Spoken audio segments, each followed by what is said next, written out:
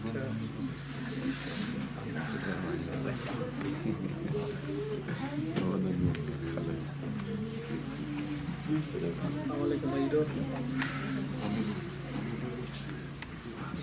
عليكم ورحمة الله وبركاته. نحمده ونصلي على رسول النبي الكريم.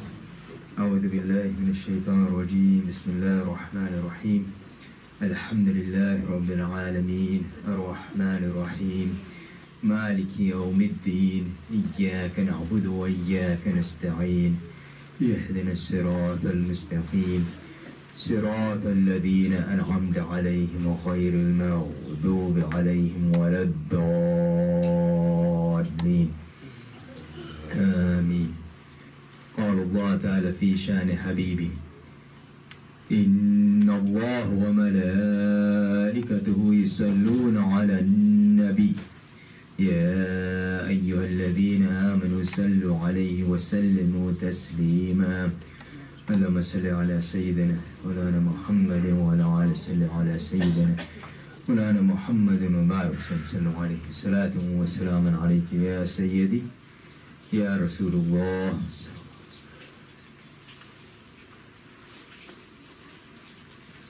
Ramadan Mubarak.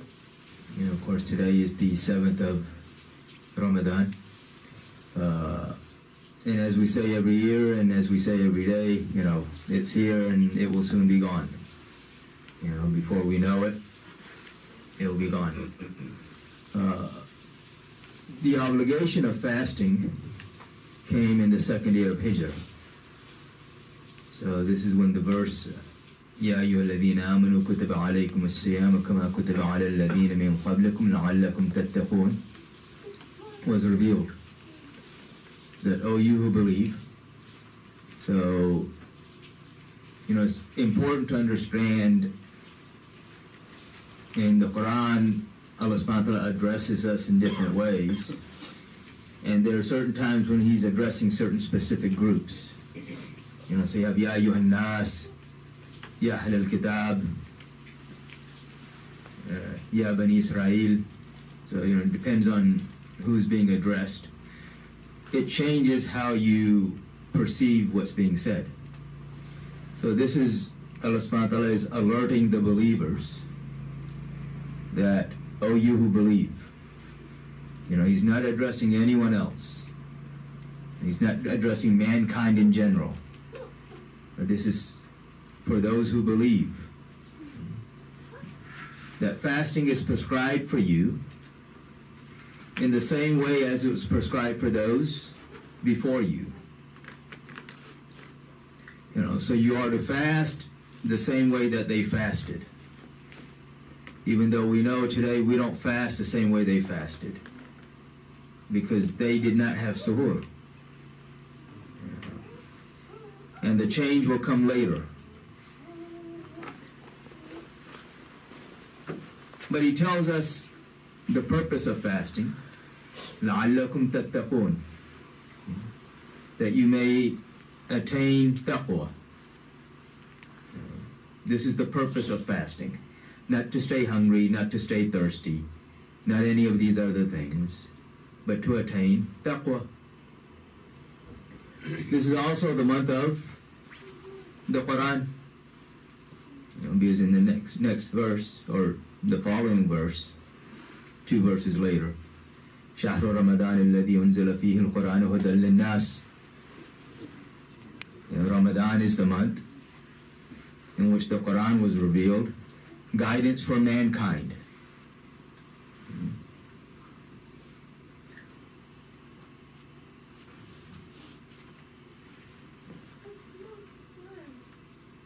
The Quran, of course, is the book of guidance. But Allah subhanahu wa ta'ala also tells us in the Quran, يُذِلُّ بِهِ كَثِيرًا وَيَهْدِي بِهِ كَثِيرًا وَمَا يُذِلُّ بِهِ إِلَّا الْفَاسِقِينَ. That there are many who are misguided by it, and there are many who are guided by it.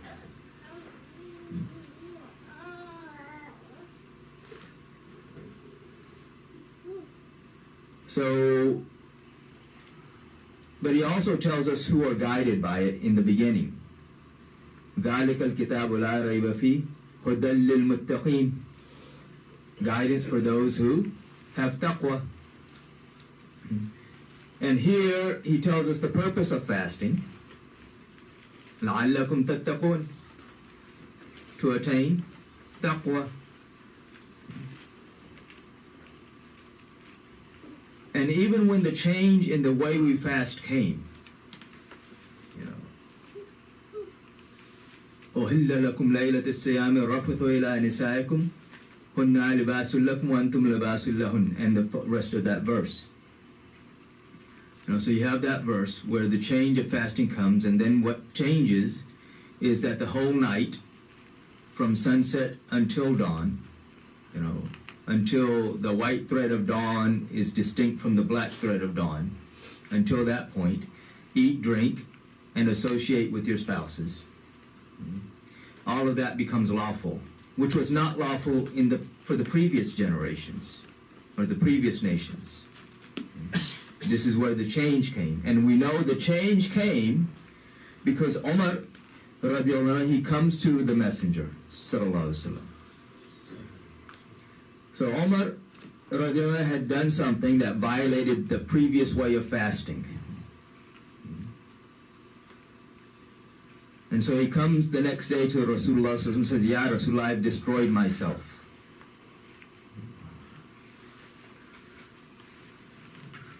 And Rasulullah sallallahu alaihi wasallam remained silent. The speech of Rasulullah sallallahu alaihi wasallam is mercy.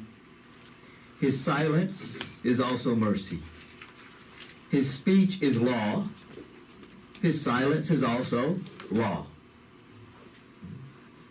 So he remains silent, and Allah subhanahu wa ta'ala reveals the verse. And the first verse is what? وَإِذَا سَأَلَكَ عِبَادِي عَنِّي فَإِنِّي قَرِيبٌ. That when my servants ask you about me, then I am close. And then you get the rest of the verse and the rest of the other verse. Look at the verses when you have time. This time's always short. Verses 183 through 188 of Surah Baqarah. So if Umar radiallahu had not gone to the Messenger, sallallahu alaihi wasallam, then the change would not have happened. And the change in itself is a mercy because it makes the fasting so much easier for us. And not only that, but Allah subhanahu wa ta'ala took something that was a violation of the fast, that was a sin, out of the list of sins. And not just for Umar, but for everyone who had done it. Because if Rasulullah had said something, had prayed for his forgiveness, it would have been simply for Umar. But he remained silent, knowing the verses are coming. And the verse comes and changes the way that we fast and takes that sin out of the list of sins altogether and forever.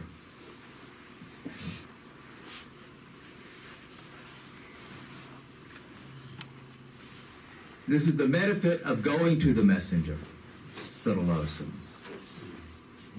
Because Umar radiallahu anhu could have asked Allah, oh Allah, forgive me. But Umar radiallahu anhu knew how to ask Allah for the forgiveness. وَلَوْ أَنَّهُمْ إِذْ ظَلَمُوا أَنفُسَهُمْ جَاءُوكَ فَاسْتَغْفِرُوا اللَّهَ وَاسْتَغْفِرْ لَهُمُ الرَّسُولُ لَوَجَدُوا اللَّهَ تَوَّابًا رَحِيمًا. And if when they had wronged their own souls, their own nafs, they had come to you, my beloved sallallahu alaihi wasallam, and asked for Allah's forgiveness, and you had asked for their forgiveness, then and only then would they find Allah forgiving and merciful.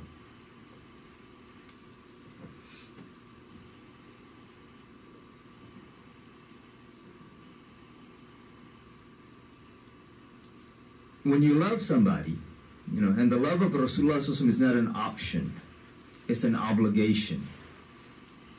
There is no Iman without the love of Rasulullah. Period. But there is no love of Rasulullah without loving his Ahlul Bayt, without loving his household. And so Allah subhanahu wa ta'ala has decorated Ramadan with the comings and goings of his household.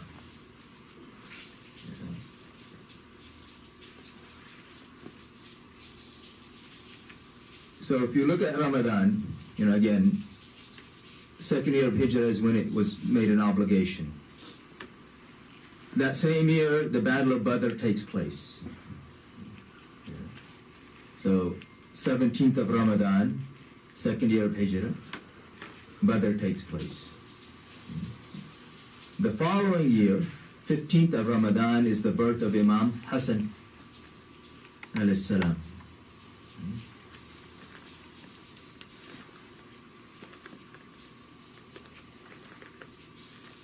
Almost 40 years later, will be on the 19th of Ramadan, is the martyrdom of Sayyidina Ali, karamallahu wajh. At least the attack on Sayyidina Ali, and then he passed on the 21st. The 3rd of Ramadan, 8 years after the obligation comes, is the passing of Bibi Fatima salamullah alayha, the daughter of Rasulullah sallallahu alaihi wasallam. And she's not just anybody. She's not just any daughter. She is that daughter for whom Rasulullah sallallahu alaihi wasallam said, "Bid'atu minni," that she is a part of me.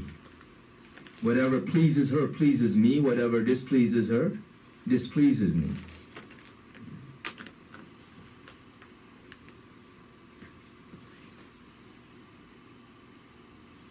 She is, again, not like any other woman. She is one of those whom Allah subhanahu wa ta'ala has created pure, clean and pure. She never missed any salat. She never missed any fast, which is unique for women, because we know that in a state of impurity, women cannot pray, they cannot fast. They have to make up the fasting, they don't make up the prayer. She never missed anything. And I was telling this to somebody, and somebody else told me, other women, they also, don't have that monthly issue. And I said, yes, but they also can't have children. Imam Hussein al-Islam was born after Dhuhr, Salat. And she stands up for Asr. And when someone asked her, you just had a child, she said, I am not like the other women. When Imam Hussein al-Islam is born, Rasulullah s.a.w. comes, and Fadl, the aunt of Rasulullah s.a.w., is holding him, and he says to her, give me my son. And she says, I have not washed him yet. And he says, that do you think that the water of this world can purify him? He's already pure.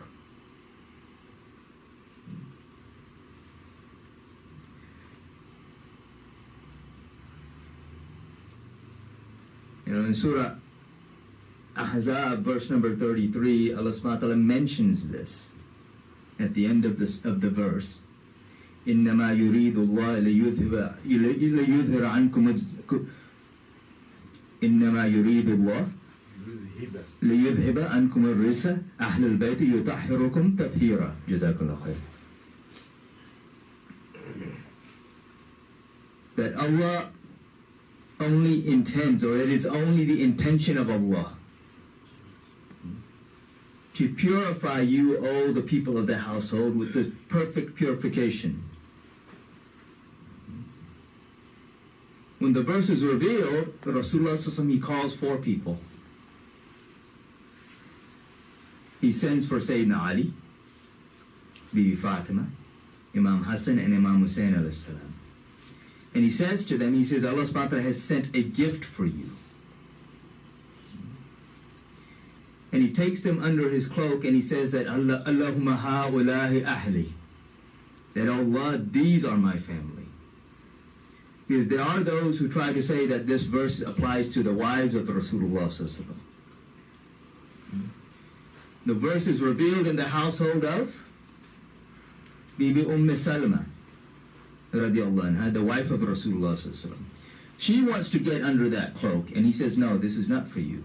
You are fine where you are. You've given other things, this is for them.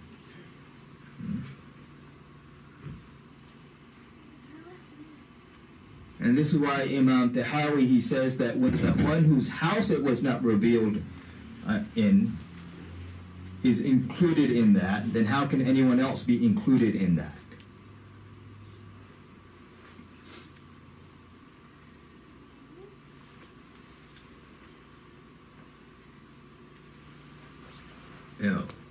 When we look at, also, again, on the third day, Fatma Salamullah alayha passed away. And it's very interesting, we mentioned this the other day. When Rasulullah sallallahu alaihi wasallam was about to pass, and she came, and Rasulullah sallallahu alaihi wasallam, he says that Allah subhanahu wa ta'ala has given his servant a choice, whether to stay in this world or to go back to him. And the servant has chosen the latter. She understood what that meant. He's talking about himself. And she starts crying. And then he says something to her in her ear. And now she starts smiling. And Aisha Siddiqa radiallahu anha, she says that, when after she passed, she said this is what Rasulullah sallallahu alaihi wasallam had told her. That she would be first from amongst the household to come and join him.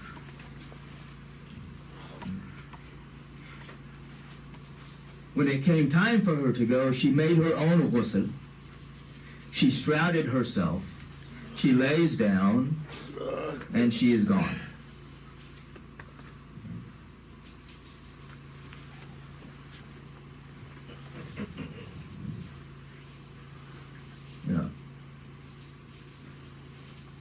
And at that time, when she passes, Imam Hussein al-Islam is around 7. So this is 6 months after Rasulullah sallallahu alaihi wasallam. Again, Imam Hasan al-Islam is around 7. So Imam Hasan al-Islam is born 3rd year of Hijrah, 15th of Ramadan. And when he's born, Rasulullah sallallahu alaihi wasallam comes. And he asked Ali radiallahu anhu, what have you decided to name him? And he says, Harb, war. So Rasulullah sallallahu alaihi wasallam says, no, he is Hasan. Hasan from Husn, meaning beautiful. If you look at both of the names, Hasan and Hussein, both are derivatives of beautiful. These are unique names. They had never been given to anyone before. We are commanded to name our children beautiful names, names that have good meanings, that perhaps they might live up to the expectations of that name. When we look at the names of Imam Hasan and Imam Hussein alayhi salam, it's not that they have to live up to the expectations of that name.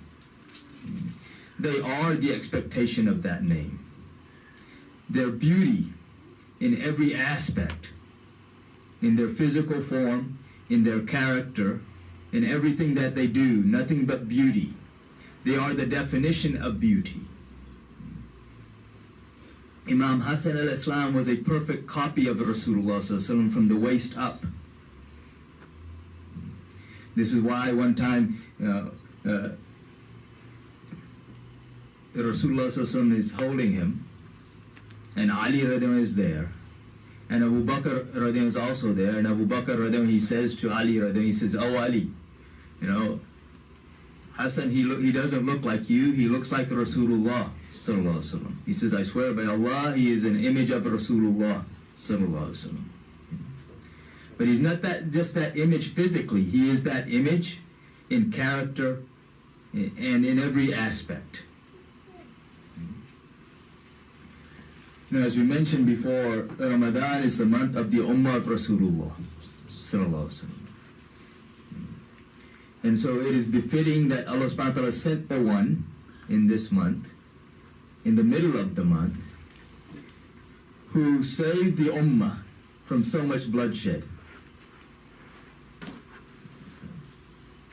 This gets to where, one time when Rasulullah sallallahu alaihi wasallam is giving the khutbah, and Imam Hasan Islam, he walks into the masjid, and he's maybe 3 or 4 at that time.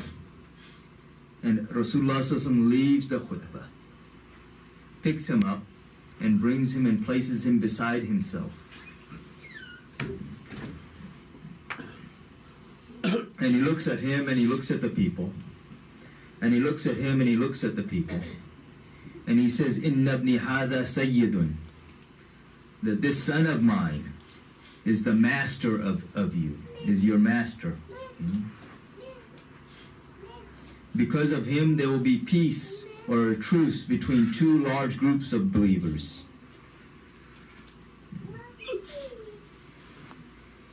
And we see this when he is made the Khalifa. And his Khilafah is also unique. If you look at the Khilafah of all the previous Khulafa, Abu Bakr, Umar, Uthman, and Ali, radiallahu anhum. When they were being selected as Khalifa, there was no mention of any verse of the Quran or any hadith of Rasulullah sallallahu alaihi wasallam to support their selection. If you look at the way Abu Bakr is selected as Khalifa, the only issue that is brought up is that the Khalifa needs to be from Quraysh. Nothing specific for Abu Bakr, because there are many people from Quraysh. Umar and Abu Ubaidah, radiallahu anhum, both of them take the hand of Abu Bakr and say, we choose you. And all of those that were there came and gave him allegiance. When it comes time for Umar, when Abu Bakr radiallahu was about to pass, he says, after me, choose Umar. The Shura says, fine, we choose Umar. So they chose Umar.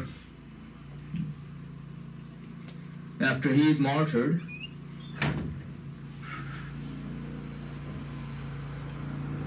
Umar, when he's about to pass, when he was attacked and he knows he's about to pass, he says, choose from the six remaining Ashar Mubashara. So you have Talha, Zubair, Sa'ad bin Abi Waqas, Abdul Rahman bin Auf, Uthman, and Ali, radiallahu anhum. So there were negotiations and discussions, and they eventually chose Uthman. But there was no hadith that was brought that, Uthman needs to be made the Khalifa. When Uthman is martyred, the Sahaba, they come to Ali. They say, we want you to be the Khalifa. So he tells them, he says, go and select someone else, and I will support whoever you select. So they come back and they say, no. They say, you're the only one who can handle the situation that we're in now. So he says, fine, under one condition, that all of the Sahaba of Badr, all of the companions of Badr, they give me allegiance and I will agree to be the Khalifa. And they all did. All of the remaining Sahaba that were Badri Sahabi, they all gave him allegiance.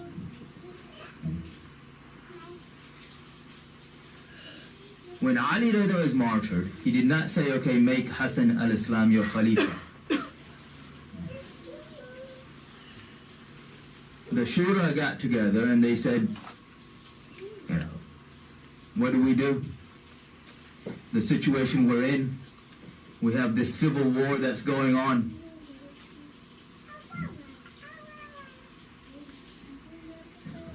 So much bloodshed has already occurred.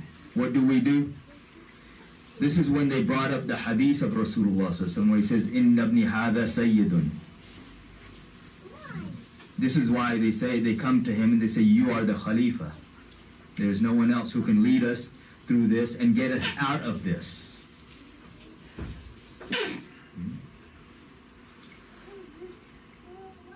So he takes the Khilafah, he forms the army, he heads towards Sham, and before there is any fighting, there is a truce.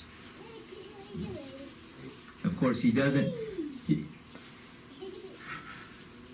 he accepts to the truce as long as Muawiyah accepts certain conditions. And the first condition, of course, is that he leads according to the Quran and the Sunnah and the way of the Khulafai Rashideen. So this is why Imam Hasan al-Islam's Khilafah is so unique. You have a leader who's ruling, whose empire covers a third of the known world. He walks away from that, knowing that life is going to be very difficult for him for the rest of the time, just so that the blood of the Muslims will not be spilled. For the protection of the blood of the Muslims, he walks away from the rule of a third of the known world. Today leaders, and not even just today, you look throughout history, just for an inch of land, what do leaders do? They will sacrifice millions of people. And Imam Hasan al-Islam, just to prevent the spillage of one drop of the blood of the Muslims, walks away from the rule of a third of the known world.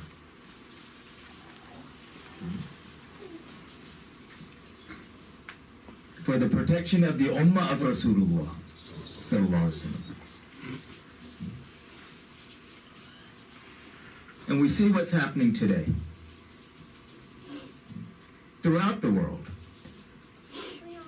in certain places specifically. It's so interesting that in this land of freedom of speech, you can't even say words. This is how free we are.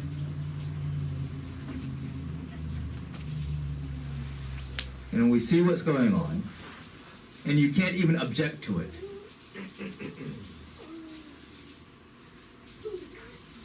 Otherwise, that's a crime.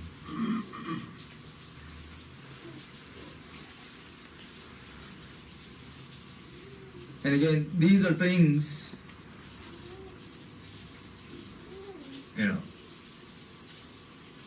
when Ramadan comes, and we all get busy, making more salat, reading more Quran, doing all of these things.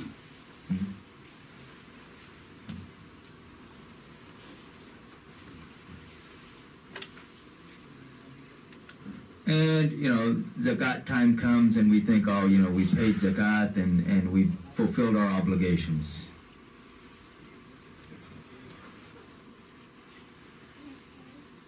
And we forget everybody else. We forget the rest of the Ummah. Which, if that happens, and when that happens, then we should question whether we are also part of that Ummah. Because if you look, those that are in positions of leadership have sold out the Ummah. It doesn't matter where you go. This again is the time of the traitors, the era of the of the zalim, of the tyrants. So it doesn't matter where you go, everywhere you see tyrants.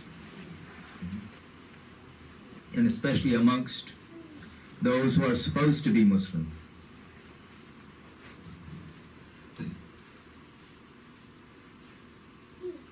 time's up. So I'll end here. We will, inshallah, next week and the following week cover the Battle of Badr, which also, as I mentioned earlier, occurred in the month of Ramadan, second year of Hijr. So we'll cover that, inshallah, or aspects of that. May Allah subhanahu wa ta'ala fill our hearts with His love and the true love of His beloved Prophet Muhammad sallallahu alayhi wa sallam, his family, his companions, all of those whom they love, and may He give strength and victory to our brothers and sisters in Gaza and Palestine and Kashmir and Sudan and wherever the Muslims are being oppressed, and give them strength over their oppressors. And may He allow us to be useful to them. Those who have not made sunnah, go ahead and make sunnah.